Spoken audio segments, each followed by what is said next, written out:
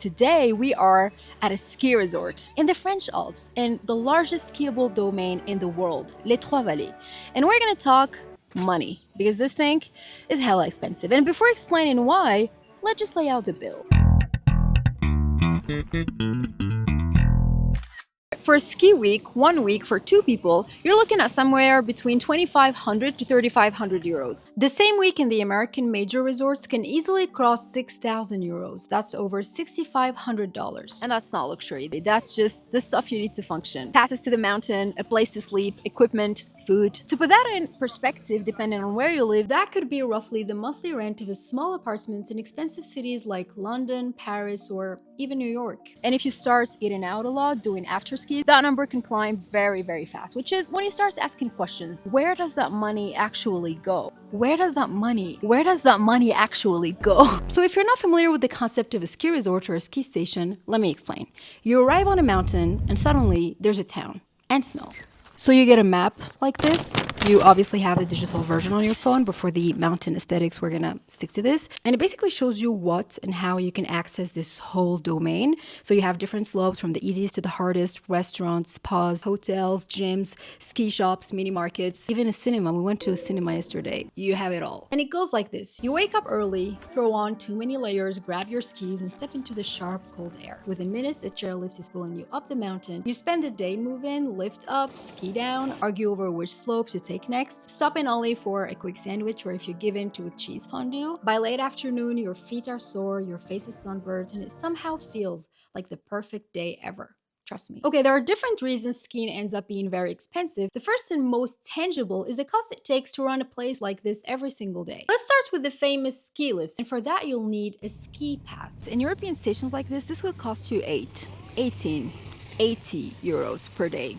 Sometimes more, depending on the resort. In the US, the same day can easily go over 150 euros. We'll come back to that price gap later. So what are you exactly paying for? Two things: easy, efficient access to the different areas of the mountain, and safety, that you won't fall. But overall, what you're really buying is the access to a skiable mountain. From the outside, it looks simple: a chair, a cable, and people hanging in the air. In reality, this cable is engineered to support the weight of about 50 elephants. The systems are run by engines the size of small cars, sensors checking vibrations constantly, parts installed by helicopter, multiple emergency braking systems. Everything has a backup, and the backup has a backup. Every single lift is designed with the assumption that one day, everyone on it might need to be evacuated from the sky. Here's something most people don't know. Whether you ski in France, Colorado, Switzerland, or even Japan, chances are the lift you're sitting on was built by these three major European companies. Building ropeway system is an ultra-specialized field. Only a small group of companies can do it at scale. And Europe has a head start. Ropeways were used as public transports in alpine regions long before ski tourism became an industry. And that expertise isn't cheap. Now hear this: a single modern lift can cost from 5 to 15 million euros, depending on length, altitude, and capacity. At peak hours, one lift can move thousands of people, and large resorts don't have one, they have several dozens. So I'll let you do the math. And that just to move you up the mountain, because once you're up there, there's another problem, and this might feel like a scam. A lot of the snow didn't fall from above like it's supposed to be. It's made. All along the slopes, you'll find machines like this. They are called snow cannons. They take water from reservoirs stored by the station, spray it into cold air, and the droplets freeze before hitting the ground. And there you go, you just made these piles of snow. Natural snow doesn't fall just because it's cold. It needs the right combination of cold air and moisture. In the mountains, you can have freezing temperatures and still not enough humidity for snow to form. That's also why even the North Pole, one of the coldest regions on Earth, gets little snowfall. The problem is not just that it doesn't snow much, it's also that snow is unpredictable and moody. Whereas, this is ski seasons, this is a business. It needs reliability and consistency. And that's why even in resorts where it snows, they still rely a lot on snow cannons. And what surprised me is the cost. Like a single cannon like this costs around 30,000 euros. Large resorts like this, they have hundreds, sometimes thousands of them. And that's just the machine. The underlying cost, you probably guessed it, is electricity and water. And I kept asking myself though, why is this so expensive for just spraying water in the air? Turns out it's a little bit more complicated than that. The droplets must be small enough to freeze before hitting the ground, but not so small that they drift away. Pressure must be really precise, and it all has to work in windy, freezing conditions. In bad winters, artificial snow is the difference between a season that survives versus one that shuts down. And I actually asked a ski instructor that confirmed that more than 60% of these slopes are made of artificial snow, which is something that you can see because look at these mountains. These mountains are supposed to be completely covered in white. It didn't snow enough these last days. So yeah. This cost is also included in your ski pass, as well as this next main slope operation we're going to talk about, because now you have snow, but snow alone doesn't give you those smooth, perfect runs. If you have a thing for military tanks, you're gonna like this. These are snow groomers or snowcats. See, earlier I showed you some artificial piles. Whether it's natural snow or artificial made snow, these machines redistribute it. They flatten the bumps, fill ice patches, and basically reshape the mountain every night. If the mountain is not groomed well, you're gonna ski on uneven terrain with ice patches and unpredictable slush, which is dangerous. These machines cost hundreds of thousands, and many resorts have dozens of them. For the record, this is only my third year skiing, so I still have a lot to learn. But one thing that I assume I'll never master, and that nobody warned me about, is that you spend half of your day carrying things that are not comfortable to carry. Your skis, poles, helmets, boots, because, depending on the lift, sometimes you have to take the skis off, carry them, walk like 200 meters, and then put them back on. I'll never miss that part. It's annoying. And I've seen people who've been skiing for 15 years, and let me tell you, when they are holding their equipment and trying to walk in boots, they don't look effortless or cool either. So I don't think it's something that you can learn. Now, most people don't even own this stuff. They rent it. Day rentals usually range from around 30 to 80 euros per day in Europe. In the US, you know the rule, add at least 30%. But it also depends on the station, the season, and how fancy you want your equipment to feel. And what you're paying for is also someone to size and adjust your guidance correctly, boots fitted to your feet. The equipment needs to be waxed, tuned, checked, and so that it won't betray you on a turn. And rentals have a short window of 5 months max to earn money from equipment that sits unused half of the year. These people wearing red suits are ski instructors, another humbling purchase. In Europe, group lessons generally start from around 30 to 60 euros per hour, and private lessons often sit between 60 to 100. And of course, way more in high-end resorts. It adds up really quickly. And like everything here, it's seasonal. A good instructor can earn well during peak weeks, but many rely on other jobs for the rest of the year. Let's talk about food. There's one recurrent feeling when you ski. It's starving. You're starving all the time. Which is normal because you're burning a lot of calories. The restaurants here have a simple advantage. You are hungry, you are at altitude, and you are not walking down the mountain to find something cheaper. So yes, you complain, and then you buy the 30-box burger. Logistics play a big role. Moving food, gas, and equipment up the mountain is not cheap, and even if you try to cook yourself, groceries in ski towns are often more expensive than in nearby cities because everything still has to be transported up.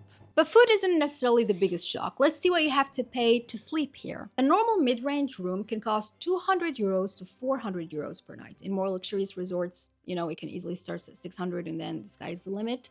And it mainly comes down to three things. Buildable land is limited, construction costs are higher, and demand spikes at the exact time for everyone. Now, accommodation is expensive individually, but if you split a large chalet between 6 people or more, the per person cost drops dramatically because you're spreading rent, heating, cleaning, space. This is not just skiing, probably everywhere, but I noticed it more here. And then there are other hidden costs that you pay for and don't even notice. Avalanche teams securing slopes at sunrise, medical teams on standby, electricity that runs day and night, maintained roads, all invisible, all included in the price. But when you zoom out and look at the full operating budget, the biggest slice is none of what we've covered so far. It's the people. In large ski resorts, labor alone can represent around 40% of the operating costs. That's huge. Seasonal workers keep everything running, and recruiting thousands of staff for a few intense winter months is not a simple mission. So yeah, you have an idea now of how costly it is to run ski resorts, which explains a big part of the price you pay. But that's not the full story, because skiing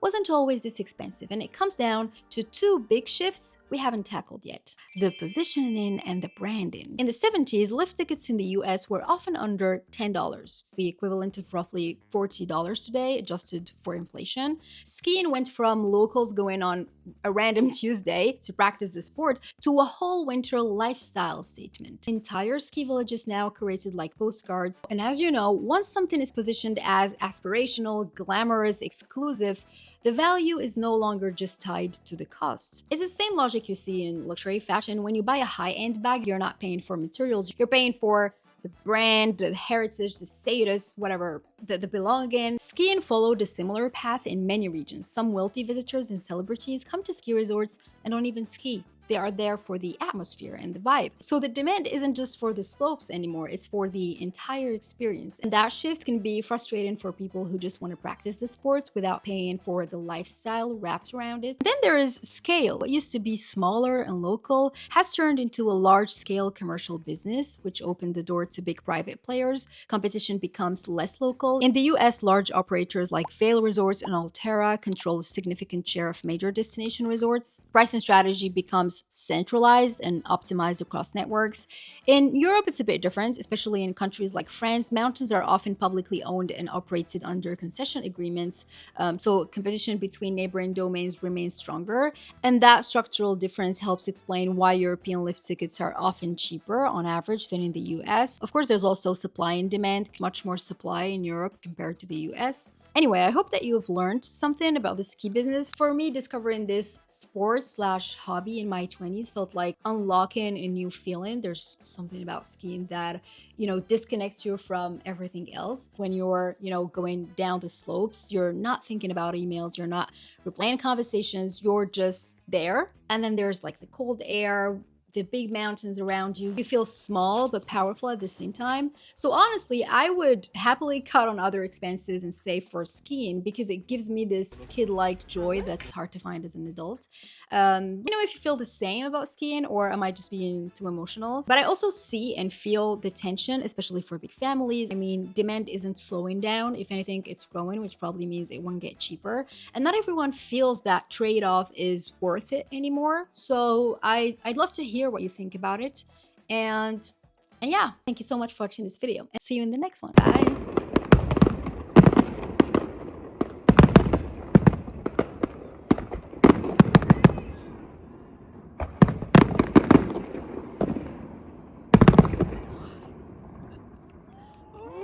Magnifique!